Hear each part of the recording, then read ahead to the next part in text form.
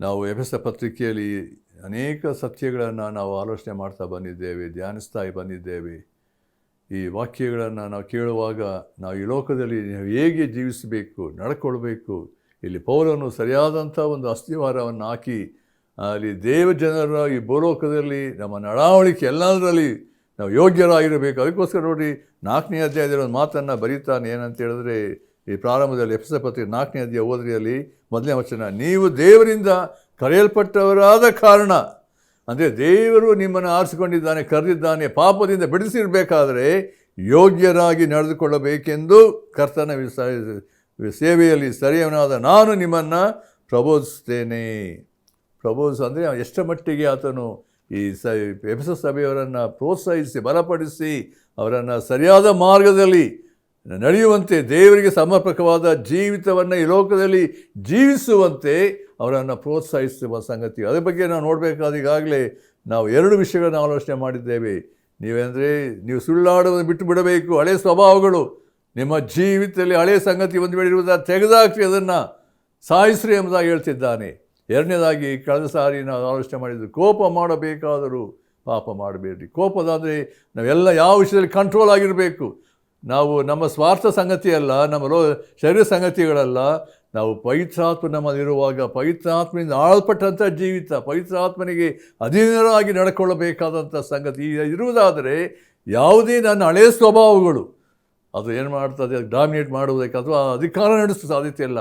ನಾವು ಪಾಪದ ಪಾಲಿಗೆ ಸತ್ತಿರುವಾಗ ಪಾಪವು ನನ್ನ ಮೇಲೆ ಅಧಿಕಾರ ನಡೆಸುವುದಿಲ್ಲ. ಯಾವುದೇ ಬಲಹೀನತೆ ಇರಬಹುದು ನನ್ನ ಜೀವಿತದಲ್ಲಿ, ಅದು ನನ್ನ ಮೇಲೆ ಆಳ್ವಿಕೆ ಮಾಡೋಕ್ಕೆ ಸಾಧ್ಯತೆ ಇಲ್ಲ. ಯಾಕಂದರೆ ಯೇಸು ಕ್ರಿಸ್ತನಲ್ಲಿ ಸತ್ತಿದ್ದೇನೆ, ಕ್ರೂಡಿಸಲ್ಪಟ್ಟಿದ್ದೇನೆ, ಆತನು ಎಬ್ಬಿಸಲ್ಪಟ್ಟಿದ್ದೇನೆ ಎಂಬಂಥ ಈ ಅನುಭವದಲ್ಲಿ ನಾವು ಜೀವಿಸುವಂಥವರಾಗಿ. ಆದ್ದರಿಂದ ಪ್ರಿಯರೇ, ನಮ್ಮ ಟೆಂಪರ್ಮೆಂಟ್, ನನ್ನ ಜೀವಿತ, ನನ್ನ ಕುಟುಂಬದಲ್ಲಿ, ನನ್ನ ಸಭೆಯಲ್ಲಿ, ನನ್ನ ಪ್ರತಿಯೊಂದು ನಾವು ಇರುವಂಥ ಆಫೀಸ್ನಲ್ಲಿ ಆಗಲಿ, ಎಲ್ಲ ಆಗಲಿ, ನಮ್ಮ ಅನೇಕ ಗಮನಿಸ್ತಾ ಇರ್ತಾರೆ ನಮ್ಮ ನಡವಳಿಕೆಯನ್ನು. ನಾವು ಹೇಗೆ ಜೀವಿಸ್ತೇವೆ, ಹೇಗೆ ನಡ್ಕೊಳ್ತೇವೆ, ಸನ್ನಿವೇಶ ಬರುವಾಗ ನಮ್ಮ ಆತ್ಮಿಕ ಜೀವಿತದ ಶೈಲಿ ಯಾವ ರೀತಿ ಉಂಟು, ನಮ್ಮ ಆತ್ಮಿಕ ಜೀವಿತ ಬೆಳೆಯುತ್ತಾ ಬರುವಾಗ ನಾವೆಲ್ಲ ವಿಷಯದಲ್ಲಿ ನಾವು ಕರ್ತನಿಗೆ ಸಮರ್ಪಕವಾದ ಜೀವಿತವನ್ನು ನಾವು ಈ ಲೋಕದಲ್ಲಿ ನಾವು ಜೀವಿಸುವಂಥವರಾಗಿದ್ದೇವೆ. ಈ ದಿನ ನಾವು ಮುಂದಿನ ವಾಕ್ಯಕ್ಕೆ ಹೋಗೋಣ. ಅಲ್ಲಿ ಸತ್ಯವೇದ ಇರುವುದ ದಯಮಾಡಿ ಎಫೆಸ ಪತ್ರಿಕೆ 4:28ನೇ ವಚನಕ್ಕೆ ನಾವು ನೋಡೋಣ. ಎಫಿಷಿಯನ್ಸ್ 4:28 ಅಲ್ಲಿ ಹೀಗೆ ಬರೆಯಲ್ಪಟ್ಟಿದೆ, ಕಳವು ಮಾಡುವವನು ಇನ್ನು ಮೇಲೆ ಕಳವು ಮಾಡದೆ ಕೈಯಿಂದ ಯಾವುದೊಂದು ಒಳ್ಳೆಯ ಉದ್ಯೋಗವನ್ನು ಮಾಡಿ ದುಡಿಯಲಿ, ಆಗ ಕಷ್ಟದಲ್ಲಿರುವವರಿಗೆ ಕೊಡುವುದಕ್ಕೆ ಅವನಿಂದ ಆಗುವುದು. Let him who steal no longer, but rather let him labour working with his hands what is good, that he may have something to give him who has need ಎಂಬುದಾಗಿ. ಇಲ್ಲಿ ಭಾಳ ಒಂದು ಸತ್ಯ ಏನಂತ ಹೇಳಿದ್ರೆ, ಇದು ಯಾಕೆ ಪೌಲನು ತರ್ತಿದ್ದ ಸತ್ಯಗಳನ್ನು? ಇದೆಲ್ಲ ಹಳೆ ಸ್ವಭಾವಗಳಲ್ಲ. ಸುಳ್ಳು, ಕೋಪ, ಕಳ್ಳತನ ಇದು ದೇವರ ಮಕ್ಕಳು ಇರ್ತದೋ? ಯಾಕೆ ಈ ಮಾತುಗಳನ್ನು ಇಲ್ಲಿ ಪೌಲನು ತಿಳಿಸಬೇಕಾಗಿದೆ? ನಾವು ದೇವರ ಮಕ್ಕಳಾಗಿರಬೇಕಾದ್ರೆ ದೇವರ ಮಕ್ಕಳಲ್ಲಿ ಇಂಥ ಒಂದು ಸಂಗತಿಗಳು ಅವ್ರ ಮಧ್ಯೆ ಇರೋಕ್ಕೆ ಸಾಧ್ಯತೆ ಉಂಟೋ ಎಂಬ ಈ ಪ್ರಶ್ನೆ ಅನೇಕ ವೇಳೆ ನಮ್ಮಲ್ಲಿ ಉದ್ಭವಿಸುವ ಸಾಧ್ಯತೆ ಉಂಟು. ಈ ವಾಕ್ಯಗಳನ್ನು ನಾವು ದೇವರಾತ್ಮನ ಸಹಾಯದಿಂದ ಧ್ಯಾನಿಸುವಾಗ ನಾನು ನಿಜವಾದ ಸ್ಥಿತಿ ಗೊತ್ತಾಗ್ತದೆ. ಪ್ರಾರ್ಥನೆ ಮಾಡೋಣ. ನಮ್ಮ ಪ್ರೀತಿಯುಳ್ಳ ತಂದೆಯ ದೇವರೇ, ನಿನ್ನ ವಾಕ್ಯದ ಸತ್ಯತೆಯಲ್ಲಿ, ಬೆಳಕಿನಲ್ಲಿ ನಾವು ಯಾವ ಸ್ಥಿತಿಯಲ್ಲಿದ್ದೇವೆ, ಯಾವ ರೀತಿ ನಡ್ಕೊಳ್ಳಬೇಕು, ಹೇಗೆ ಇರಬೇಕು ಎಂಬುದನ್ನು ಸ್ಪಷ್ಟವಾಗಿ ಕರ್ತನೆ ಪೌಲನ ಮೂಲಕ ನಮಗೆ ತಿಳಿಯಪಡಿಸಿದ್ದಿ. ಎಫೆಸ ಸಭೆಗೆ ಬರೀಬೇಕಾದ ಸಭೆಯಲ್ಲಿ ನಡ್ಕೊಳ್ಳಬೇಕಾದ ರೀತಿ, ಇರಬೇಕಾದ ಎಲ್ಲ ಕಾರ್ಯಗಳು ಕರ್ತನೆ ಸ್ಪಷ್ಟವಾಗಿ ನಮ್ಮ ಹಿಂದಿನ ಸ್ವಭಾವಗಳು, ಪೂರ್ವ ಸ್ವಭಾವಗಳು ಯಾವುದು ನಮ್ಮಲ್ಲಿ ಕಂಡು ಇರಬಾರ್ದು ಎಂಬ ರೀತಿಯಲ್ಲಿ ಎಚ್ಚರಿಕೆಯನ್ನು ನೀಡಿರುವಾಗ ಈ ಕಾರ್ಯಕ್ರಮವನ್ನು ಕೇಳುವಂಥ ಒಬ್ಬೊಬ್ಬರ ಹೃದಯದಲ್ಲಿ ಕರ್ತನೆ ನಾವು ನಿನ್ನ ಮುಂದೆ ಯಥಾರ್ಥರಾಗಿ ದೋಷವಿಲ್ಲದವರಾಗಿ ಕಾಣಿಸ್ಕೊಳ್ಳುವಂಥ ಸ್ಥಿತಿಯಲ್ಲಿ, ನಂಬಿಗಸ್ತಿಕೆಯಲ್ಲಿ ಜೀವಿಸುವಂತೆ ಕರುಣೆ ತೋರಿಸು. ಕರ್ತನೆ ಓದಿದಂಥ ವಾಕ್ಯದ ಮೂಲಕ ನಾವು ಕರ್ತನೆ ನಾವು ನಮ್ಮದು ಯಥಾರ್ಥರಾಗಿ ದೋಷವಿಲ್ಲದವರಾಗಿ ಕಾಣಿಸ್ಕೊಳ್ಳುವಂತೆ ಮಾಡು. ನಾವೊಬ್ಬರನ್ನು ಬಲಪಡಿಸು. ಸತ್ಯದ ಮಾರ್ಗದಲ್ಲಿ, ನೀತಿಯ ಮಾರ್ಗದಲ್ಲಿ ನಮ್ಮನ್ನು ನಡೆಸಪ್ಪ. ನಿನ್ನ ಕೈಗೆ ಸಮರ್ಪಿಸಿಕೊಳ್ತೇವೆ. ಯೇಸು ಕ್ರಿಸ್ತನ ಹೆಸರನ್ನು ಬೇಡ್ತೇವೆ ತಂದೆಯೇ, ಆಮೇನ್. ಈ ಎಫೆಸ ಪತ್ರಿಕೆ 4ನೇ ಅಧ್ಯಾಯ 28ನೇ ವಚನವನ್ನು ನೋಡಬೇಕಾದ್ರೆ ಅಲ್ಲಿ ಪೌಲನು ಎಂಥ ಒಂದು ಆಲೋಚನೆ ತರುತ್ತಿದ್ದಾನೆ. ಇಲ್ಲಿ ಈಗಾಗಲೇ ನಾವು 3ನೇ ವಿಷಯವನ್ನು ಆಲೋಚನೆ ಮಾಡ್ತಾಯಿದ್ವಿ. ಈಗಾಗಲೇ ಪೌಲನು ನೆಗೆಟಿವ್ ವಿಷಯದಲ್ಲಿ, ಅಂದರೆ ಈ ಸುಳ್ಳಿನ ವಿಷಯದಲ್ಲಿ, ಕೋಪದ ವಿಷಯದಲ್ಲಿ, ಈಗ ಕಳವು ವಿಷಯ ನೋಡ್ತೇವೆ. ಈಗ ಹೀಗೆ ಒಟ್ಟು ಅಲ್ಲಿ ಅನೇಕ ಅಂದರೆ ಜನರ ಮಧ್ಯದಲ್ಲಿ ಇಂಥ ಸನ್ನಿವೇಶಗಳು ಬರುವುದಕ್ಕೆ ಸಾಧ್ಯತೆ ಉಂಟು. ಅದಕ್ಕೂ ಅದು ಅನೇಕ ವೇಳೆ ಪೌಲನು ಅನೇಕ ವೇಳೆ ಗಮನಿಸಿದ್ದ ಅನೇಕ ಕಡೆಗಳಲ್ಲಿ, ಅನೇಕ ಸ್ಥಿತಿಯಲ್ಲಿ. ಆದ್ದರಿಂದ ಅದಕ್ಕೆ ಅವಕಾಶ ಕೊಡದೆ ಅವುಗಳನ್ನು ಹಾಗೆ ಮಾಡಿ ನಿರಾಕರಿಸಿ ನಮ್ಮ ಜೀವಿತ ಶೈಲಿ, ನಾವು ಕರ್ತನಿಗೆ ಸಮರ್ಪಕವಾದ ಜೀವಿತವನ್ನು ಜೀವಿಸಬೇಕೆಂಬಂಥ ರೀತಿಯಲ್ಲಿ ಆತನವರನ್ನು ಎಚ್ಚರಿಸಿ ಬರೆಯುವಂಥ ಮಾತುಗಳನ್ನು ಇಲ್ಲಿ ನಾವು ನೋಡ್ತಾ ಇದ್ದೇವೆ. ಕಳವು ಮಾಡುವವನು ಇನ್ನೂ ಮೇಲೆ ಕಳವು ಮಾಡದೆ, ಅಂದರೆ ಅನೇಕ ವೇಳೆ ಜನರ ಮಧ್ಯದಲ್ಲಿ ಇಂಥ ಒಂದು ಸನ್ನಿವೇಶ, ಸಂಗತಿಗಳು, ಶೋಧನೆಗಳು ಬರುವುದಕ್ಕೆ ಸಾಧ್ಯತೆ ಉಂಟು ಎಂಬುದಾಗಿ ನೋಡ್ತೇವೆ. ಇದು ಅನೇಕ ವೇಳೆ ಇದು ಒಂದು ರೀತಿಯಲ್ಲಿ ಪ್ರಶ್ನೆಯಾಗಿ ನಮ್ಮ ಮುಂದೆ ಬರಬಹುದು. ಇದು ಸಾಧ್ಯ ಉಂಟೋ? ಇದು ಅನೇಕ ವೇಳೆ ಅನೇಕ ರೀತಿಯಲ್ಲಿ ನಾವು ನೋಡಬೇಕಾದ್ರೆ ಈ ದಿವಸದಲ್ಲಿ ಆಗ್ತಿರುವಂಥ ಸಂಗತಿಗಳು, ಅನೇಕ ತಮ್ಮ ಬಲಹೀನತೆಗಳಿಂದಾಗಲಿ ಅಥವಾ ತಮ್ಮ ಶರೀರದ ಆಶೆಗಳಿಗಾಗಲಿ ಅನೇಕ ವೇಳೆ ತಮ್ಮ ಹಿಂದಿನ ಸಂಗತಿಗೆ ಒಳಪಟ್ಟದರಿಂದ, ಅನೇಕ ವೇಳೆ ತಮ್ಮ ಸೈತಾನಿಗೆ ಒಳಪಟ್ಟದರಿಂದ ಅನೇಕ ನಷ್ಟವನ್ನು ಅನುಭವಿಸ್ತಾ ಇದ್ದಾರೆ ಈಗಲೂ ಕೂಡ. ಆದ್ದರಿಂದ ಇಲ್ಲಿ ಇರುವಂಥ ಎಚ್ಚರಿಕೆಯನ್ನು ನೋಡ್ತಾ ಇದ್ದೇವೆ. ಅದರಿಂದ ಇಲ್ಲಿ ಈ ಎಚ್ಚರಿಕೆಯಲ್ಲಿ ನಾವು ಯಥಾರ್ಥವಾಗಿ ದೇವರ ವಾಕ್ಯದ ಭಾಗದಲ್ಲಿ, ಅನೇಕ ಭಾಗದಲ್ಲಿ ನೋಡಬೇಕಾದ್ರೆ ಹೇಗೆ ನಾವು ದೇವರ ವಾಕ್ಯದ ಪ್ರಾರಂಭದಿಂದ ನೋಡಬೇಕಾದ್ರೆ ದೇವರ ಮಕ್ಕಳ ಮಧ್ಯದಲ್ಲಿ ಅಂಥ ಸಂಗತಿಗಳು ನಡೆಯಿತು ಎಂಬುದಾಗಿ ನೋಡ್ತೇವೆ. ಯೆಹೋಶುವ ನೋಡ್ರಿ 7ನೇ ಅಧ್ಯಾಯ 1ನೇ ವಚನ. ಯಹೂದ ಕುಲದವನು, ಜೆರಹನ ಗೋತ್ರದವನು, ಜಬ್ದಿಯ ಕುಟುಂಬದವನು, ಕರ್ಮಿಯ ಮಗನೂ ಆದ ಆಖಾನನು ಯೆಹೋವನಿಗೆ ಮೀಸಲಾಗಿದ್ದ ವಸ್ತುಗಳನ್ನು ಕೆಲವನ್ನು ಕದ್ದುಕೊಂಡದರಿಂದ ಏನಂತೆ, ಇಸ್ರಾಯೇಲರೆಲ್ಲರೂ ದ್ರೋಹಿಗಳಾದರು, ಯೆಹೋವನ ಕೋಪವು ಅವರ ಮೇಲೆ ಉರಿ ಹತ್ತಿತು. ಅಲ್ಲಿ ಹಿಂದಿನ ಅಧ್ಯಾಯದಲ್ಲಿ ನಾವು ನೋಡಬೇಕಾದ್ರೆ ಯೆರಿಕೋ ಪಟ್ಟಣ ಯಾವ ರೀತಿ ಅವರಿಗೆ ವಶವಾಯಿತು ಎಂಬುದಾಗಿ ನೋಡ್ತೇವೆ. ದೇವರು ಮೊದಲೇ ಯೆಹೋಶುವನ ಮೂಲಕವಾಗಿ ಆಜ್ಞಾಪಿಸಿದ್ದಾನೆ, ಅವರು ಯಾವುದೇ ಸಂಗತಿಗಳಾಗಲಿ ಯಾವುದನ್ನು ತೆಗೆದುಕೊಳ್ಳಬೇಕು ಎಲ್ಲ ಯೆಹೋವನಿಗೆ ಮೀಸಲಾಗಿರುವಂಥದ್ದು, ಎಲ್ಲ ಪ್ರತಿಯೊಂದು ಸಂಗತಿಗಳು ಎಂಬುದಾಗಿ ಎಚ್ಚರಿಕೆ ಕೊಟ್ಟಾಗಿದ್ದರೂ ಸಹ ಇಲ್ಲಿ ಆಖಾನ ಮಾಡಿದ ಸಂಗತಿಗಳಂತ ಏನಂತೆ, ಕೆಲವನ್ನು ವಸ್ತುಗಳು ಏನು ಮಾಡಿದ್ದಾನೆ, ಕದ್ದನು. ಕೆಲವನ್ನು ಕದ್ದುಕೊಂಡದರಿಂದ ಏನಾಯಿತು, ದೇವರನ್ನು ನೋಡಿದ್ದಾನೆ. ದೇವರ ಮುಂದೆ ಯಾವ ರೀತಿಯಲ್ಲೂ ಅದನ್ನು ಆಟ ಆಡೋ ಸಾಧ್ಯತೆ ಇಲ್ಲ ಪ್ರಿಯರೇ, ಅದು ಮುಚ್ಚಿಟ್ಟಿದ್ದಾನೆ. ಇದರಿಂದ ಏನಾಯಿತು, ಇಡೀ ಇಸ್ರಾಯೇಲರು ದ್ರೋಹಿಗಳಾದರು, ದೇವರ ಕೋಪ ಉರಿ ಹತ್ತಿತು. ಅದು ಮುಂದೆ ನೋಡ್ತೇವೆ, ಆಯಿ ಪಟ್ಟಣಕ್ಕೆ ಹೋದಾಗ ಸೋತು ಹಿಂದಕ್ಕೆ ಬರಬೇಕಾಯಿತು, 30 ಜನ ಸತ್ರು. ಯೆಹೋಶುವನಿಗೆ ಎಂಥ ಒಂದು ಆಶ್ಚರ್ಯ ಅಂದರೆ, ಅವನಿಗೆ ದೊಡ್ಡ ಇದು, ದೇವರು ನಮ್ಮ ಜೊತೆಲಿದ್ದಾನೆ ಅಲ್ಲ, ಯಾಕೆ ನಮಗೆ ಇದು ಸೋತು ಹೋಗಿದ್ದೇವೆ, ಏನು ಕಾರಣ, ಏನು ದೇವರ ಮುಂದೆ ಬೋರ್ಲ ಬಿದ್ದು ಪ್ರಾರ್ಥನೆ. ಅದಕ್ಕೆ ದೇವರು ಹೇಳಿದ್ದು, ಎದ್ದೇಳು, ಜನರನ್ನು ಶುದ್ಧೀಕರಿಸು. ಕೊನೆಗೆ ಗೊತ್ತಾಗ್ತದೆ, ಆಖಾನನು ಸಿಕ್ಕಿಬಿದ್ದ. ಅಲ್ಲಿ ನೋಡ್ತೇವೆ ಎಂಥ ಒಂದು ಭಯಂಕರವಾದಂಥ ಸಂಗತಿ. ಒಬ್ಬ ವ್ಯಕ್ತಿಯಿಂದ ಅವನು ದೇವರಿಗೆ ಮೀಸಲಾಗಿದ್ದಂಥ ವಸ್ತುಗಳನ್ನು ಕದ್ದುದರಿಂದ ದೇವರ ಕೋಪ, ಸೋಲುವಿಕೆ ಉಂಟಾಯಿತು ಎಂಬುದಾಗಿ ನಾವು ನೋಡ್ತೇವೆ ಪ್ರಿಯರೇ. ಅದು ದೇವರ ವಾಕ್ಯದ ಭಾಗದಲ್ಲಿ ನೋಡಬೇಕಾದ್ರೆ ಅಲ್ಲಿ 7ನೇ 12ನೇ ವಚನದಲ್ಲಿ ನಾವು ನೋಡ್ತೇವೆ. ಅಲ್ಲಿ ನಮ್ಗೆ ನಾವು ನೋಡಿದ್ದೇವೆ ಆಯಿ ಪಟ್ಟಣದಿಂದ ಆದಂಥ ನಷ್ಟ ಏನಂದರೆ 12ನೇ ವಚನದಲ್ಲಿ, ಆದ್ದರಿಂದ ಇಸ್ರಾಯೇಲರು ಶತ್ರುಗಳ ಮುಂದೆ ನಿಲ್ಲಲಾರದೆ ಅವರಿಗೆ ಬೆನ್ನು ತೋರಿಸಿದರು. ಅವರು ಶಾಪಗ್ರಸ್ತರೇ, ಶಾಪಕ್ಕೆ ಕಾರಣವಾದನ್ನು ನಿಮ್ಮ ಮಧ್ಯದಿಂದ ತೆಗೆದುಹಾಕುವವರೆಗೂ ನಾನು ನಿಮ್ಮ ಸಂಗಡ ಬರುವುದಿಲ್ಲ, ಎದ್ದು ಜನರನ್ನು ಶುದ್ಧಪಡಿಸು ಎಂಬುದಾಗಿ ದೇವರು ಯಾರಿಗೆ, ಯೆಹೋಶುವನಿಗೆ ಹೇಳಿದ್ದು. ದೇವರು ಪರಿಶುದ್ಧನು. ದೇವರ ಪರಿಶುದ್ಧತೆಯಲ್ಲಿ ನಾವು ಎಷ್ಟರ ಮಟ್ಟಿಗೆ ನಾವು ಎಲ್ಲ ವಿಷಯದಲ್ಲಿ ಯೋಗ್ಯರಾಗಿ ಕಾಣಬೇಕು. ಇಲ್ಲಿ ದೇವರ ವಾಕ್ಯ ಹೇಳ್ತದೆ, ಒಬ್ಬ ವ್ಯಕ್ತಿ ಆಖಾನ ಮಾಡಿದ ಪಾಪದ ದೆಸೆಯಿಂದ ಇಡೀ ಇಸ್ರಾಯೇಲ್ ಜನರು ಸೋತು ಹೋದರು ಎಂಬುದಾಗಿ ನಾವು ನೋಡ್ತೇವೆ ಪ್ರಿಯರೇ. ನಾವು ಎರಡನೇದಾಗಿ 2 ಅರಸುಗಳು 5:20 ನೋಡುವಾಗ ಗೆಹಜಿಯ ವಿಷಯದಾಗ ನೋಡ್ತೇವೆ. ಆ ಗೆಹಜಿ ವಿಷಯದಲ್ಲಿ ನಾವು ನೋಡಬೇಕಾದ್ರೆ ನಾಮಾನಿಗೆ ಕುಷ್ಠ ಹೇಗೆ ವಾಸಿಯಾಯಿತು. ಎಲಿಷನು ಹೇಳ್ತಾನೆ, ಅವನು ಯಾವುದೇ ರೀತಿ ಏನು ತೆಗೆದುಕೊಳ್ಬಾರ್ದು ಅವನು ಹೇಳಿದ್ದು, ಆತನು ಹಂಗೆ ಕಳಿಸ್ಬಿಡ್ತಾನೆ. ಆದರೆ ಗೆಹಜಿಗೆ ಆಲೋಚನೆ ಬರ್ತದೆ, ನಾನು ಗುರು ಏನಂದರೆ ಒಡೆಯನು ಹಂಗೆ ಕಳಿಸ್ಬಿಟ್ನಲ್ಲ, ಹೋಗಿ ಅವನು ದೋಚ್ಕೊಂಡು ಬರಬೇಕು ಅಂತ ಹೋಗಿ ಏನೋ ಕೇಳಿ ಏನೋ ಮಾತೇನು ಹೇಳಿ ಕೆಲವು ಸಂಗತಿಗಳು ತರ್ತಾನೆ, ತಂದು ಮನೆಗೆ ಬಚ್ಚಿಟ್ಟು ಬರ್ತಾನೆ. ಎಲಿಷನ ಹೇಳ್ತಾನೆ, ಏನೂ ಗೊತ್ತಿಲ್ಲದವನಾಗಿ. ದೇವರು ಎಲಿಷನ್ ಕೇಳ್ತಾನೆ, ಎಲ್ಲಿಂದ ಬಂದು ಎಲ್ಲಿ ಹೋಗಿದ್ದೆ, ಅಲ್ಲಿ ಹೇಳುವಂಥ ಸಂಗತಿ ನೋಡಬೇಕಾದ ದೇವರ ವಾಕ್ಯ ಸ್ಪಷ್ಟವಾಗಿ 5ನೇ ಅಧ್ಯಾಯ 26ರಲ್ಲಿ ಅವನು ತಂದಂಥ ವಸ್ತುಗಳು ಎಲ್ಲ ನನ್ನ ಜ್ಞಾನಕ್ಕೆ ಗೊತ್ತಾಗಲಿಲ್ವೋ ಎಂಬುದಾಗಿ ಹೇಳುವಾಗ ನಾಮಾನಿಗೆ ಬಂದಂಥ ನಿನಗೆ ನಿನ್ನ ಕುಟುಂಬ ಬರ್ತದೆ ಎಂಬುದಾಗಿ ಅವನಿಗೆ ಬಂದಂಥ ತೀರ್ಪು ಅವನ ದೇವರ ಸನ್ನಿಧಾನದ ಹೊರಟು ಹೋದನು ಎಂಬುದಾಗಿ ನಾವು ನೋಡ್ತೇವೆ. ಪ್ರಿಯರೇ, ದೇವರ ದೃಷ್ಟಿ, ದೇವರ ಕಣ್ಣುಗಳು ನಮ್ಮನ್ನು ಎಲ್ಲ ಸಮಯದ ಎಲ್ಲ ಕಡೆ ನೋಡುವಂಥದ್ದು. ನಾವು ದೇವರೊಟ್ಟಿಗೆ ಆಟ ಆಡೋಕ್ಕೆ ಸಾಧ್ಯತೆ ಇಲ್ಲ. ಈ ದಿವಸದಲ್ಲಿ ಅನೇಕ ವೇಳೆ ನಾವು ನೋಡುವಾಗ ನಾವು ಮೂರನೇದಾಗಿ ನೋಡುವಾಗ ಯೂದನ ವಿಷಯವಾಗಿ ನೋಡ್ತೇವೆ. ಯೋಹಾನ ಸುವಾರ್ತೆ 12ನೇ ಅಧ್ಯಾಯ ನೋಡ್ರಿ, ಅಲ್ಲಿ 5 ಮತ್ತು 6ನೇ ವಚನ. ಅಂದರೆ ಆತನು ಹಿಡುಕೊಡಬೇಕಿದ್ದ ಇಸ್ರಾಯೇಲ್ ಯೂದನೆಂಬುವನು ಯಾಕೆ ಈ ತೈಲವನ್ನು 300 ಹಣಕ್ಕೆ ಮಾರಿ ಬಡವರಿಗೆ ಕೊಡಲಿಲ್ಲ ಅಂದನು. ಅಲ್ಲಿ ಮರಿಯಳು ಏನಂದರೆ ಯೇಸು ಕ್ರಿಸ್ತನ ಪಾದಕ್ಕೆ ಒಂದು ತೈಲವನ್ನು ಹಚ್ಚಿದ ಸಮಯದಲ್ಲಿ ಆತನಲ್ಲಿ ಬಂದಂಥ ಆಲೋಚನೆ ಏನು ಹೇಳ್ತಿದ್ದಾನೆ, ಇದನ್ನು ಯಾಕೆ 300 ಹಣಕ್ಕೆ ಮಾರಿ ಬಡವರು ಕೊಡ್ಬೋದಾಗಿತ್ತಲ್ಲ. ಆ ದೇವರ ವಾಕ್ಯ 5ನೇ ವಚನ ಗಮನಿಸಿ, ಕೊಡಲಿಲ್ಲ ಅಂದನು. ಅವನು ಬಡವರಿಗೋಸ್ಕರ ಚಿಂತಿಸಿ ಇದನ್ನು ಹೇಳಲಿಲ್ಲ. ಅವನು ಕಳ್ಳನಾಗಿದ್ದು ತನ್ನ ವಶದಲ್ಲಿದ್ದ ಅದರ ಹಣದ ಚೀಲವನ್ನು ಹಾಕಿದ್ದನ್ನು ತಕ್ಕೊಳ್ಳುವನಾಗಿದ್ದರಿಂದಲೇ ಹೇಳಿದನು. ನೋಡಿ, ದೇವರ ವಾಕ್ಯ ಸ್ಪಷ್ಟವಾಗಿ ಹೇಳ್ತದೆ.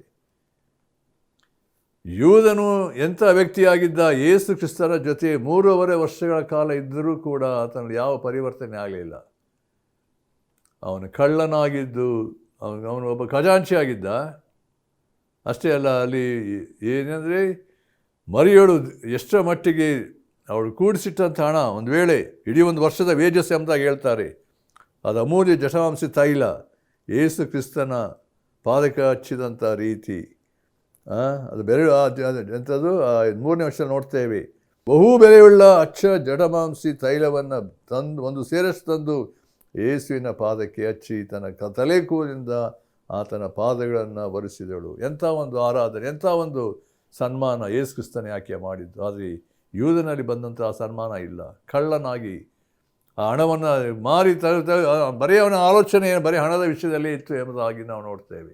ಅವನು ಕಳ್ಳನಾಗಿದ್ದರಿಂದ ಹಣವನ್ನು ದೋಚಿಕೊಳ್ತಾ ಇದ್ದ ಎಂಬುದಾಗಿ ದೇವರ ವಾಕ್ಯ. ಮುಂದೆ ಗೊತ್ತು ಏನಾಯಿತು ಎಂಬುದಾಗಿ. ಅವನು ಯಾವ ರೀತಿ ಯೇಸು ಕ್ರಿಸ್ತನ ಹಿಡ್ಕೊಳ್ಳೋದಕ್ಕೆ ಬರಿಸಾಯರ ಹತ್ರ ಹೋಗ್ತಾನೆ, ಹೇಳ್ತಾನೆ ಮಹಾಯಾಜಕರ ಹತ್ರ 30 ಹಣ ಕೊಟ್ಟರು ಅವನಿಗೆ. ಬರೀ ಹಣದ ವಿಷಯದಲ್ಲಿ ಆತ ಮಗ್ನನಾದ್ದರಿಂದ ಗುರುದ್ರೋಹ, ಯೇಸು ಕ್ರಿಸ್ತನ ಹಿಡ್ಕೊಳ್ಳುವಂಥ ಒಂದು ಸ್ಥಿತಿಗೆ ಬಂದನು ಎಂಬುದಾಗಿ ನಾವು ನೋಡ್ತೇವೆ. ಅವನ ಅಂತ್ಯ ಏನಾಯಿತು ಗೊತ್ತುಂಟು.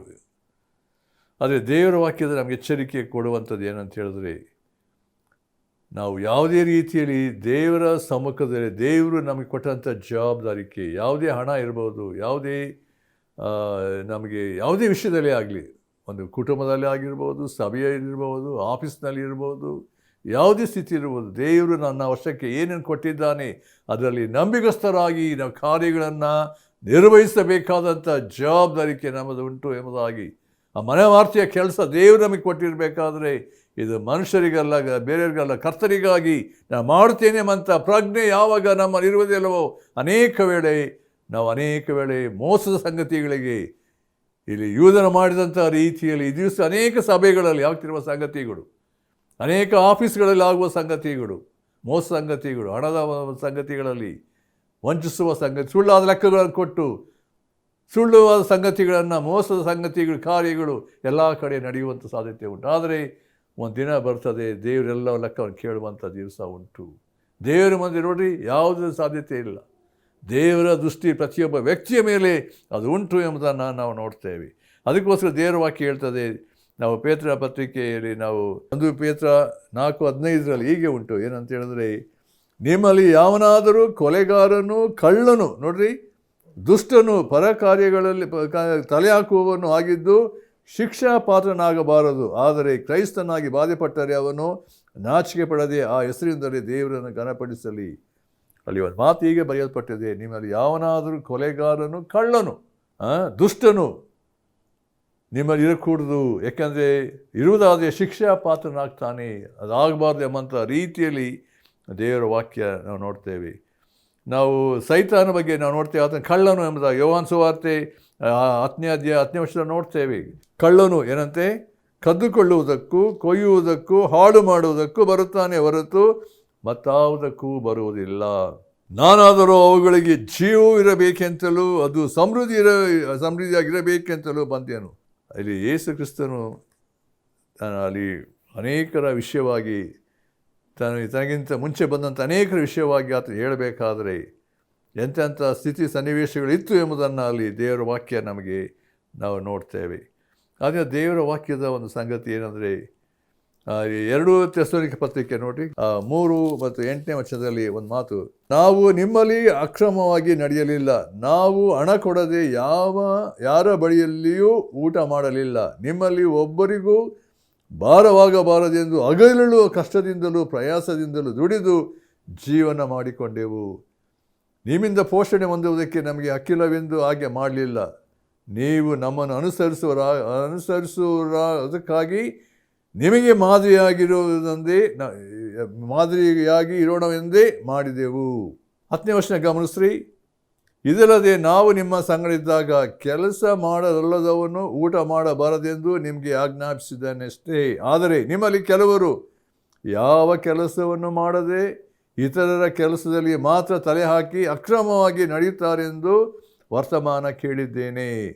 ಇಂಥವರು ತಮ್ಮ ಕೆಲಸವನ್ನು ನೋಡುತ್ತಾ ತಾವೇ ಸಂಪಾದಿಸಿದ್ದನ್ನು ಊಟ ಮಾಡಬೇಕೆಂದು ಕರ್ತನಾದ ಯೇಸು ಕ್ರಿಸ್ತನಲ್ಲಿ ನಾವು ಆಜ್ಞಾಪಿಸಿ ಪ್ರಬೋಧಿಸುತ್ತೇವೆ. ನೋಡಿ, ಇಲ್ಲಿ ಇರುವಂಥ ಸತ್ಯ ಏನಂತ ಹೇಳಿದ್ರೆ, ಕೆಲಸ ಮಾಡದವನು ಊಟ ಮಾಡಬಾರ್ದು. ಇದು ಇರುವಂಥ ಸತ್ಯ. ಇಲ್ಲಿ ಅನೇಕರು ಏನಂತ ಹೇಳಿದ್ರೆ ಸೋಮಾರಿಗಳಾಗಿ ಆಲಸ್ಯತನದಿಂದ ಕೆಲಸವನ್ನು ಮಾಡದೆ ಇರುವಂಥ ಸಾಧ್ಯತೆ ಉಂಟು. ಈ ದಿವಸ ಅನೇಕರು ಇದ್ದಾರೆ ಲೋಕದಲ್ಲಿ, ಕುಟುಂಬಗಳಲ್ಲಿ ನೋಡ್ತೇವೆ. ಅನೇಕರು ಎಲ್ಲ ಚೆನ್ನಾಗಿರ್ತದೆ, ಆದರೆ ಕೆಲಸ ಮಾಡೋಕ್ಕೆ ಹೋಗಿ ಸೋಮಾರಿಗಳ ಮನೆಯಲ್ಲಿ ಇರುವಂಥ ಸಂಗತಿಗಳು.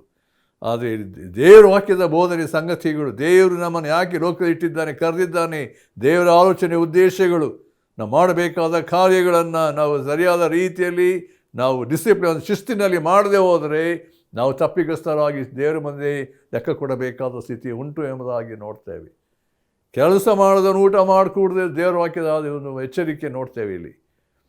ಅದಕ್ಕೋಸ್ಕರ ಇಲ್ಲಿ ಏನಂತ ಹೇಳಿದ್ರೆ, ನಮ್ಮ ಎಲ್ಲ ಕಾರ್ಯಗಳು ನೋಡಿ, ಈ ದಿವಸಗಳಲ್ಲಿ ಜೈಲಲ್ಲಿ ನೋಡುವಾಗ ಅನೇಕ ಥರ ಜನರಿದ್ದಾರೆ. ಕಳ್ತನ ಮಾಡಿ, ಪಿಕ್ ಪಾಕೆಟ್ ಮಾಡಿ, ನಾನಾ ಸಂಗತಿಗಳು. ಕಳ್ಳರಲ್ಲಿರುವ ಸಂಗತಿಗಳಂದರೆ ನಿನ್ನಿರುವುದು ನಮ್ಮದು ಅಂತ. ಅವರ ಪ್ರಿನ್ಸಿಪಲ್ ಏನಂತ ಹೇಳಿದ್ರೆ, ನನ್ನದೇ ನಿಮ್ಮದು ಅಂತ ಅಷ್ಟೇ, ನಿಂದಲ್ಲಿ ಏನುಂಟು ನನಗೆ ಬರಬೇಕೆಂಬ ರೀತಿಯಲ್ಲಿ ಮೋಸ ಮಾಡಿ ಅನೇಕ ವೇಳೆ ಈ ದಿವಸದಲ್ಲಿ ಇಡೀ ಎಲ್ಲ ಜೈಲು ನೋಡ್ರಿ. ನಾವು ಅನೇಕ ವೇಳೆ ಸೆಂಟ್ರಲ್ ಜೈಲ್ ವಿಸಿಟ್ ಮಾಡುವಾಗ ಅವ್ರಿಗೆ ವಾಕ್ಯನ ಹೇಳಬೇಕಾದ್ರೆ, ಸುವಾರ್ತೆ ಹೇಳಬೇಕಾದ್ರೆ ಅನೇಕರನ್ನು ಸಂಧಿಸಿದ್ದೇವೆ. ಅನೇಕ ನಾನಾ ಥರವಾದ ಸಂಗತಿಗಳು ನೋಡ್ತೇವೆ. ಕೆಲವರು ಮೋಸದಿಂದಲೂ ಕೂಡ ಅನೇಕ ದೂಷಣೆಯಿಂದ ಅನೇಕ ಸಂಗತಿಗಳು ಒಳಪಟ್ಟಿರುತ್ತಾರೆ ಎಂಬುದಾಗಿ ಸಹ ನೋಡ್ತೇವೆ. ಅದು ಹೆಚ್ಚು ಕಡಿಮೆ ಆಗಿರುವಂಥ ಸಂಗತಿಗಳು ಈ ದಿವಸದಲ್ಲಿ ಅನೇಕರು ತಮ್ಮ ಪಾಪದ ದೆಸೆಯಿಂದ ಉಂಟಾದಂಥ ಶಿಕ್ಷೆಗೆ ಒಳಪಟ್ಟು ಅಲ್ಲಿರಬೇಕಾದ್ರೆ ಅವರಿಗೆ ಅಲ್ಲಿ ಅನೇಕ ಮನವರಿಕೆ, ಪಶ್ಚಾತ್ತಾಪ, ನಾನು ಮಾಡಬಾರ್ದಾಗಿತ್ತು, ಈಗ ಮಾಡಿದ್ದೇವೆ ಎಂಬಂಥ ರೀತಿಯಲ್ಲಿ ಅನೇಕರಲ್ಲಿ ಉಂಟು. ಅನೇಕರು ಅಂಥ ಒಂದು ಸ್ಥಿತಿಯಲ್ಲಿ ದೇವರ ಕಡೆ ತಿರುಗಿಕೊಂಡಂಥ ವ್ಯಕ್ತಿಗಳು ಸಹ ಇದ್ದಾರೆ ಎಂಬುದಾಗಿ ನಾನು ನೋಡ್ತೇನೆ. ಆದರೆ ಒಂದು ವಿಷಯ ಪ್ರಿಯರೇ, ದೇವರ ವಾಕ್ಯದಲ್ಲಿ ನಾವು ನೋಡಬೇಕಾದ್ರೆ ಇರುವಂಥ ಸಂಗತಿ, ದೇವರ ವಾಕ್ಯ ಸತ್ಯತೆಯಲ್ಲಿ ನೋಡಬೇಕಾದ್ರೆ ಯಾಕೆ ಈ ಒಂದು ಸತ್ಯಗಳು, ಈ ಒಂದು ಪಾಪದ ಕಾರ್ಯಗಳು ಇಲ್ಲಿ ಅನೇಕರ ಜೀವಿತ ಬಗೆ ಸಾಧ್ಯತೆ ಉಂಟು. ಅನೇಕ ವೇಳೆ ಇಲ್ಲಿ ಪೌಲನು ಎಚ್ಚರಿಕೆ ಕೊಡಬೇಕಾದ್ರೆ ದೇವ ಜನರು ನಡ್ಕೊಳ್ಳಬೇಕಾದ ರೀತಿಯಲ್ಲಿ ನಡ್ಕೊಳ್ಳದೆ ಹೋದ್ದರಿಂದ ಆಗುವಂಥ ಅನೇಕ ದುರಾವಸ್ಥೆಗಳು ಯಾಕೆ ಎಂಬುದಾಗಿ ನೋಡಬೇಕಾದ್ರೆ, ಕೆಲವು ವಿಷಯಗಳನ್ನು ಆಲೋಚಿಸಬೇಕಾದ್ರೆ ಅವರ ಜೀವಿತದಲ್ಲಿ ಯಾಕೆ ಇಂಥ ಪಾಪದ ಕಾರ್ಯಗಳು, ಈ ಕಳ್ಳತನ ಮಾಡಬಾರ್ದಂದರೆ ಮಾಡೋಕ್ಕೆ ಸಾಧ್ಯ ಯಾಕೆ ಮಾಡ್ತಾರೆ ಅಂತ ಹೇಳಬೇಕಾದ್ರೆ ಅವರಲ್ಲಿ ಏನಂದರೆ, ಮೊದಲನೇದಾಗಿ ದೇವರ ಭಯ ಇಲ್ಲ. ಯಾವಾಗ ಮನುಷ್ಯನಲ್ಲಿ ದೇವರ ಭಯ ಇರುವುದಿಲ್ಲವೋ ಅವನೇನಂದರೆ ಏನು ಬೇಕಾದ್ರೂ ಮಾಡೋಕ್ಕೆ ಸಾಧ್ಯತೆ ಉಂಟು ಎಂಬುದಾಗಿ ನಾವು ನೋಡ್ತೇವೆ. ದೇವರ ಪ್ರಜ್ಞೆ, ದೇವರ ಜ್ಞಾನ ಅನೇಕ ವೇಳೆ ನಮ್ಮಲ್ಲಿ ಇಲ್ಲದೆ ಹೋಗುವಾಗ ನಾವೇನು ಮಾಡ್ತೇವೆ, ನಮ್ಮ ಮನಸ್ಸು ಬಂದ ಹಾಗೆ ವರ್ತಿಸ್ತೇವೆ. ಯಾವಾಗ ನನ್ನಲ್ಲಿ ದೇವರ ಭಯ ಇರ್ತದೋ, ದೇವರ ನೋಡ್ತಾ ಇದ್ದಾನೆ, ನಾನು ದೇವರ ಮುಂದೆ ಯಥಾರ್ಥನಾಗಿ ದೋಷವನ್ನಾಗಿ ಪ್ರಸ್ತುತ ಜೀವಿಸಬೇಕೆಂಬಂಥ ಒಂದು ಅನ್ನಿಸುವಿಕೆ ನಮ್ಮಲ್ಲಿ ಇರ್ತದೆ. ಆವಾಗ ನಾವು ಯಾವಾಗ ದೇವರ ಭಯ ಇರ್ತದೋ ಪಾಪವನ್ನು ಹಾಗೆ ಮಾಡ್ತೇವೆ. ದೇವರ ಭಯ ಏನಂತ ಹೇಳಿದ್ರೆ ಜ್ಞಾನೋಕ್ತಿಯನ್ನು ನೋಡ್ತೇವೆ, ಅದು ಪಾಪದ ಕಡೆಗೆ ಒಂದು ಅಸೂಯೆಯ ಹಗೆತನ ಉಂಟು ಮಾಡ್ತದೆ. ಆದ್ದರಿಂದ ದೇವರ ಭಯ ನಮಗೆ ದೇವರ ಜ್ಞಾನ ಉಂಟು ಮಾಡ್ತದೆ. ದೇವರ ಜ್ಞಾನ ಮಾತ್ರವಲ್ಲ, ಪಾಪದ ಕಡೆಗೆ ಅಸಹ್ಯ, ಅದು ಹಗೆತನ ಉಂಟು ಮಾಡುವಂಥದ್ದು ಮತ್ತು ಪರಿಶುದ್ಧರಿಗೆ ನಮ್ಮ ನಡೆಸುವಂಥದ್ದು ಎಂಬುದಾಗಿ ನಾವು ನೋಡ್ತೇವೆ. ಅದರಿಂದ ನಮ್ಮ ಆತ್ಮಿಕ ಜೀವಿತದಲ್ಲಿ ಯಾವಾಗ ನಾವು ಬೆಳೆಯದೇ ಹೋಗ್ತೇವೋ, ದೇವರ ಮಕ್ಕಳ ಸಹವಾಸದಲ್ಲಿ ನಾವು ಇರುವುದಿಲ್ಲವೋ, ದೇವರ ವಾಕ್ಯದಲ್ಲಿ ನಾನು ನೆಲೆಗೊಳ್ಳದೆ, ದೇವರ ವಾಕ್ಯವನ್ನು ಸರಿಯಾದ ರೀತಿಯಲ್ಲಿ ಓದಿ ಧ್ಯಾನಿಸದೆ ಅದನ್ನು ಅನುಸರಿಸದೆ ಹೋದರೆ, ಪ್ರಾರ್ಥನೆಯ ಜೀವಿತ ನಮ್ಮ ಇಲ್ಲದೆ ಹೋದರೆ ಆಗುವ ಸಂಗತಿಗಳು, ಆತ್ಮಿಕ ಬಲಹೀನತೆ, ಅನೇಕ ಸಂಗತಿಗಳು ನಾವು ಏನಾಗ್ತೇವೆ, ಸೈತಾನಿಗೆ ಅವಕಾಶ ಕೊಡುವುದಕ್ಕೆ ಸಾಧ್ಯತೆ ಉಂಟು. ಸೈತಾನಿಗೆ ಶೋಧನೆಗೆ ಒಳಪಟ್ಟು ನಾವು ಏನಾಗ್ತೇವೆ, ಅನೇಕ ವೇಳೆ ನಮ್ಮದೇ ಆದಂಥ ರೀತಿಯಲ್ಲಿ ಜೀವಿಸ ಸಾಧ್ಯತೆ ಉಂಟು. ಅದರಿಂದ ಈ ದಿವಸಗಳಲ್ಲಿ ನಮ್ಮ ಕುಟುಂಬಗಳ ಮಧ್ಯದಲ್ಲಿ, ಸಭೆಗಳ ಆಗಬಾರದಂಥ ಸಂಗತಿಗಳು ಅನೇಕ ಸನ್ನಿವೇಶಗಳು ನೋಡ್ತೇವೆ. ಇದರಿಂದ ಅನೇಕ ರೀತಿಯ ಡಿವಿಷನ್, ಅನೇಕ ಮೋಸ ಸಂಗತಿಗಳು. ಅದರಿಂದ ದೇವರ ವಾಕ್ಯ ನೋಡಿ, ದೇವರ ವಾಕ್ಯದಲ್ಲಿ ಒಂದು ಮಾತು ಉಂಟು.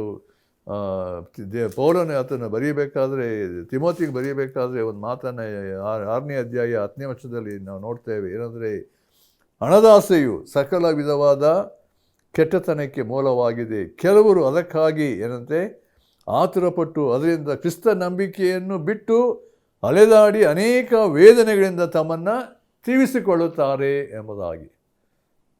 ಎಂಥ ಒಂದು ದುರಾವಸ್ಥೆ ಈ ದಿನಗಳಲ್ಲಿ. ಅನೇಕ ವೇಳೆ ಐಶ್ವರ್ಯ, ಅದಕ್ಕೋಸ್ಕರ ಮುಂದೆ ಹಿಂದಿನ ವಾಕ್ಯ ನೋಡಿ, 9ನೇ ವಚನದಲ್ಲಿ ನಾನು ನೋಡ್ತೇವೆ. 9ನೇ ವಚನದಲ್ಲಿ, ಐಶ್ವರ್ಯವಂತರಾಗಬೇಕೆಂದು ಮನಸ್ಸು ಮಾಡುವವರು ದುಷ್ಪರಿಣೆ ಎಂಬ ಉರುಳಿನಲ್ಲಿ ಸಿಕ್ಕಿಕೊಂಡು ಬುದ್ಧಿ ವಿರುದ್ಧವಾಗಿಯೂ ಹಾನಿಕರವಾಗಿಯೂ ಇರುವ ಅನೇಕ ಆಶೆಗಳಲ್ಲಿ ಬೀಳುತ್ತಾರೆ. ಇಂಥ ಆಶೆಗಳು ಮನುಷ್ಯರನ್ನು ಸಮಾರ ನಾಶನಗಳಿಗೆ ಮುಳುಗಿಸುತ್ತದೆ. ಇದನ್ನು ಹೇಳಿ ಮುಂದೆ ವಾಕ್ಯ ಹೇಳ್ತದೆ 10ನೇ ವಚನ, ಹಣದಾಶೆ ಸಕಲ ವಿಧವಾದ ಕೆಟ್ಟತನಕ್ಕೆ ಮೂಲವಾಗಿ. ಪ್ರಿಯರೇ, ಈ ದಿನಗಳಲ್ಲಿ ಶಾರ್ಟ್ಕಟ್, ನಾನು ಐಶ್ವರ್ಯವಂತನಾಗಬೇಕಾದ್ರೆ ಇಂತಿಂತ ಈ ರೀತಿ ಮಾಡಬೇಕು, ಆ ರೀತಿ ಮಾಡಿದ್ರೆ ಈ ರೀತಿಯಲ್ಲಿ ಮೋಸದ ಸಂಗತಿಗಳು, ಕಳ್ಳತನದ ಸಂಗತಿಗಳು, ಸೈತಾನ ಅನೇಕ ವೇಳೆ ಮನುಷ್ಯರನ್ನು ಪ್ರೇರೇಪಿಸುವಂಥ ರೀತಿಯಲ್ಲಿ ನಾನಾ ರೀತಿ ಸುಳ್ಳಾದ ಸಂಗತಿಗಳಿಂದ ಮುಂದೆ ಬರುವಂಥ ಸಂಗತಿಗಳನ್ನು ನೋಡ್ತೇವೆ. ಆದರೆ ದೇವರ ಮಕ್ಕಳಲ್ಲಿರಬೇಕಾದ ದೇವರ ಭಯ, ದೇವರ ಪ್ರಜ್ಞೆಯಲ್ಲಿ ನಾವು ಎಲ್ಲ ಸಂಗತಿಗಳಿಂದ ದೂರವಾಗಿ, ಅದಕ್ಕೋಸ್ಕರ ದೇವರ ವಾಕ್ಯ ಹೇಳ್ತದೆ, ನಮ್ಮ ಜೀವಿತ, ನಮ್ಮ ವರ್ತನೆ, ನಮ್ಮ ಶೈಲಿ, ನಮ್ಮ ಸಹವಾಸ ಯಾರೊಟ್ಟಿಗೆ ಉಂಟು. ಅದಕ್ಕೋಸ್ಕರ ದೇವರ ವಾಕ್ಯ ಹೇಳ್ತದೆ 2 ಕೊರಿಂಥ 6ನೇ ಅಧ್ಯಾಯ 14ನೇ ವಚನ, ಕ್ರಿಸ್ತ ನಂಬಿಕೆ ಇಲ್ಲದರೊಂದಿಗೆ ಸೇರಿ ಇಜ್ಜೋಡರಾಗಬೇಡ್ರಿ. ನಮ್ಮ ಸಹವಾಸ, ನಮ್ಮ ಅನ್ಯೋನ್ಯತೆ ಯಾರೊಟ್ಟಿಗೆ ಉಂಟು. ಅನೇಕರು ಸಭೆಗೆ ಹೋಗುವುದಿಲ್ಲ, ದೇವರ ವಾಕ್ಯ ಇಲ್ಲ, ಪ್ರಾರ್ಥನೆ ಇಲ್ಲ. ಅನೇಕ ಯೇಸುವನ್ನು ನಂಬಿದೆ ಅಂತ ಹೇಳ್ತಾರೆ, ಆದರೆ ಅವರಲ್ಲಿ ಆಗಿರುವಂಥ ಸಂಗತಿ ಹಳೆಯ ಸ್ವಭಾವಗಳು, ಅನೇಕ ಇನ್ನೂ ಅದರ ಪಾಪದಲ್ಲೇ ಮುಳುಗಿದ್ದಾರೆ. ಅವರ ನಂಬಿಕೆ ಯಾವ ರೀತಿಯಲ್ಲಿ ಉಂಟು. ಅನೇಕ ವೇಳೆ ಹೆಸರಿಗೆ ಕ್ರೈಸ್ತರ ಎಂಬ ಹೆಸರುಂಟು ಅಷ್ಟೇ, ಆದರೆ ಅವರ ಜೀವಿತ ನೋಡಬೇಕಾದ್ರೆ ಪಾಪದಿಂದ ತುಂಬಲ್ಪಟ್ಟಂಥ ಸಂಗತಿ ಆಗಿರ್ತದೆ. ದೇವರ ವಾಕ್ಯ ಪ್ರತಿಯೊಂದು ವಿಷಯಗಳನ್ನು ನಮಗೆ ಎಚ್ಚರಿಕೆ ನೀಡ್ತಾ ಇದೆ. ಒಬ್ಬ ಆಕಾನಿಂದ ಉಂಟಾದಂಥ ಸೋಲುವಿಕೆ ಎಂಥ ಒಂದು ಭಯಂಕರವಾದಂಥ ಸಂಗತಿ, ದೇವರ ಕೋಪಕ್ಕೆ ಗುರಿಯಾದಂಥ ಸಂಗತಿಗಳು ಈ ದಿನಗಳಲ್ಲಿ ಇಡೀ ನಮ್ಮ ಕ್ರೈಸ್ತ ಸಮುದಾಯದಲ್ಲಿ, ಎಲ್ಲ ದೇವರ ಮಕ್ಕಳ ಮಧ್ಯದಲ್ಲಿ ಏನು ನಡೆಯುತ್ತಾ ಇದೆ, ಎಲ್ಲ ದೇವರು ಮೆಚ್ಚದೇ ಇರುವಂಥ ಸಂಗತಿಗಳು, ಕಾರ್ಯಗಳು ನಡೆಯುವಾಗ ದೇವರು ಅದನ್ನು ಸಹಿಸುವಂಥವನಲ್ಲ. ದೇವರೇ ನಮ್ಮನ್ನು ಕರುಣಿಸು, ನಮ್ಮ ಪಾಪ ಕ್ಷಮಿಸು, ನಮ್ಮನ್ನು ಶುದ್ಧೀಕರಿಸು. ದೇವರ ಮುಂದೆ ಯಥಾರ್ಥವಾಗಿ ನಮ್ಮ ಸ್ಥಿತಿಯನ್ನು ಅರಿಕೆ ಮಾಡಿ ನಾವು ದೇವರ ಮುಂದೆ ಯಥಾರ್ಥವಾಗಿ ತಗ್ಗಿಸಿಕೊಂಡು ದೇವರ ಕಡೆ ತಿರುಕೊಳ್ಳುವಾಗ ದೇವರ ಕರುಣೆಗೆ ನಾವು ಪಾತ್ರರಾಗುವಂಥವರಾಗಿದ್ದೇವೆ. ಇಲ್ಲಿ ಪೌಲನು ಎಚ್ಚರಿಕೆ ನೀಡಬೇಕಾದ್ರೆ ದೇವರ ಜನರಲ್ಲಿ, ದೇವರ ಮಕ್ಕಳಲ್ಲಿ ಇರಬೇಕಾದಂಥ ಸ್ಥಿತಿ, ನಾವು ಎಲ್ಲ ವಿಷಯಗಳ ದೇವರಿಗೆ ಯೋಗ್ಯರಾಗಿ ನಡ್ಕೊಳ್ಳಬೇಕು. ದೇವರ ಮಕ್ಕಳಾಗಿರುವಾಗ, ಕರ್ತನ ನಮ್ಮನ್ನು ಕರೆದಿರುವಾಗ ನಾವೆಲ್ಲ ವಿಷಯದಲ್ಲಿ ನಾವು ಕರ್ತನನ್ನು ನೋಡ್ತಿದ್ದಾನೆ. ಕರ್ತನಿಗೆ ಮೆಚ್ಚುಗೆಯಾದ ರೀತಿಯಲ್ಲಿ ಪ್ರತಿಷ್ಠೆಯ ಜೀವಿತವನ್ನು ಜೀವಿಸೋದಕ್ಕಾಗಿ ದೇವರು ನಮ್ಮನ್ನು ಕರೆದಿದ್ದಾನೆ. ಪ್ರಿಯರೇ, ನಮ್ಮ ಇಷ್ಟ ಬಂದಾಗಿ ಜೀವಿಸೋದಕ್ಕಲ್ಲ. ಅನೇಕ ವೇಳೆ ನಾವು ಜೀವಿಸುವ ರೀತಿಯಲ್ಲಿ ಲಗಾಮಿಲ್ಲದಂಥ ರೀತಿಯಲ್ಲಿ ನಾವು ಜೀವಿಸ್ತೇವೆ. ಆದರೆ ದೇವರು ನಾವು ಪ್ರತಿಯೊಂದಕ್ಕೆ ಲೆಕ್ಕ ಕೇಳುವಂಥವನಾಗಿದ್ದಾನೆ. ಆದ್ದರಿಂದ ಎಲ್ಲ ವಿಷಯದಲ್ಲಿ ದೇವರೇ, ನಾನು ನಿನಗೆ ಸಮರ್ಪಕವಾದ ಜೀವಿತ ಜೀವಿಸುವಂತೆ ನಿನ್ನ ಕೃಪೆ ಕೊಡಪ್ಪ. ದೇವರ ಮುಂದೆ ಯಥಾರ್ಥವಾಗಿ ತಗ್ಗಿಸಿಕೊಂಡು ನಮ್ಮ ಎಲ್ಲ ದುರಾವಸ್ಥೆಯನ್ನು ಅರಿಕೆ ಮಾಡಿ ಪಾಪವನ್ನು ಬಿಟ್ಟು ದೇವರ ಮುಂದೆ ನಾವು ಸಮರ್ಪಿಸಿಕೊಂಡು ಕರ್ತನ ಮಾರ್ಗದಲ್ಲಿ ಜೀವಿಸುವಾಗ ದೇವರ ಆಶೀರ್ವಾದಕ್ಕೆ ನಾವು ಪಾತ್ರರಾಗ್ತೀವಿ. ಇಲ್ಲದೆ ಹೋದರೆ ದೇವರ ಶಾಪ, ದೇವರ ತೀರ್ಪಿಗೆ ನಾವು ಗುರಿ ಆಗ್ತೇವೆ. ಪ್ರಿಯರೇ, ಆದ್ದರಿಂದ ದೇವರೇ ನಮ್ಮನ್ನು ಕ್ಷಮಿಸು, ಕರುಣಿಸಿ ನಿನ್ನ ಜೀವದ ಮಾರ್ಗದಲ್ಲಿ ನಡೆಸು ಎಂಬುದಾಗಿ ನಾವು ಪ್ರತಿಷ್ಠಿಸಿಕೊಳ್ಳುವಾಗ ದೇವರು ತನ್ನ ಕೃಪೆಯನ್ನು ನೀಡಿ ನಮ್ಮನ್ನು ನಡೆಸ್ತಾರೆ. ದೇವರ ಮಾತುಗಳನ್ನು ಆಶೀರ್ವದಿಸಿ ನಡೆಸಲಿ. ಪ್ರಾರ್ಥನೆ ಮಾಡೋಣ. ನಮ್ಮ ಪ್ರೀತಿಯುಳ್ಳ ತಂದೆಯ ದೇವರೇ, ನಮ್ಮ ಜೀವಿತ ಈ ಭೂಲೋಕದಲ್ಲಿ ಎಲ್ಲ ಸಮಯದಲ್ಲಿ ಎಲ್ಲ ಕಾಲದಲ್ಲಿ ಕರ್ತನೆ ಯೋಗ್ಯರಾಗಿ ನಂಬಿಗಸ್ತರಾಗಿ ನಿನಗೆ ಭಯಪಡುವವರಾಗಿ ಕರ್ತನೆ ನಿನಗೆ ಸಮರ್ಪಕವಾದನ್ನು ಜೀವಿಸುವಂತೆ ದೇವರೇ ನಮ್ಮನ್ನು ನಡೆಸು. ನಮ್ಮ ಹೃದಯಗಳನ್ನು, ನಮ್ಮ ಮನಸ್ಸುಗಳನ್ನು, ನಮ್ಮ ಆಲೋಚನೆಗಳನ್ನು ಎಲ್ಲವನ್ನು ತಿಳಿದಿದ್ದೀವಿ. ಮರೆಯಾದದ್ದು ಯಾವುದೂ ಇಲ್ಲ. ಎಲ್ಲಿಯಾದರೂ ವ್ಯತ್ಯಾಸವಾಗಿರುವುದಾದರೆ ನಮ್ಗೆ ಕ್ಷಮಿಸಪ್ಪ, ಬಿಡುಗಡೆ ಕೊಡು. ಯಾರ್ಯಾರು ಈ ಕಾರ್ಯಕ್ರಮ ಕೇಳಿದ್ದಾರೆ ಒಬ್ಬರ ಹೃದಯದಲ್ಲಿ ಕರ್ತನೆ ಕಾರ್ಯ ಮಾಡು. ನಾವು ನಿನ್ನ ಮುಂದೆ ಎಲ್ಲ ಸಮಯದಲ್ಲಿ ಯಥಾರ್ಥರಾಗಿ ದೋಷದವರಾಗಿ ಕಾಣಿಸಿಕೊಳ್ಳುವಂತೆ ನಮ್ಮನ್ನು ಬಲಪಡಿಸು. ನಮ್ಮ ಅಪರಾಧ ಪಾಪಗಳೆಲ್ಲ ಕ್ಷಮಿಸು, ಶುದ್ಧೀಕರಿಸು, ನಿನ್ನ ಮಹಿಮೆಗಾಗಿ ನಡೆಸು. ಯೇಸು ಕ್ರಿಸ್ತನ ಹೆಸರನ್ನು ಬೇಡ್ತೇವೆ ತಂದೆಯೇ, ಆಮೇನ್.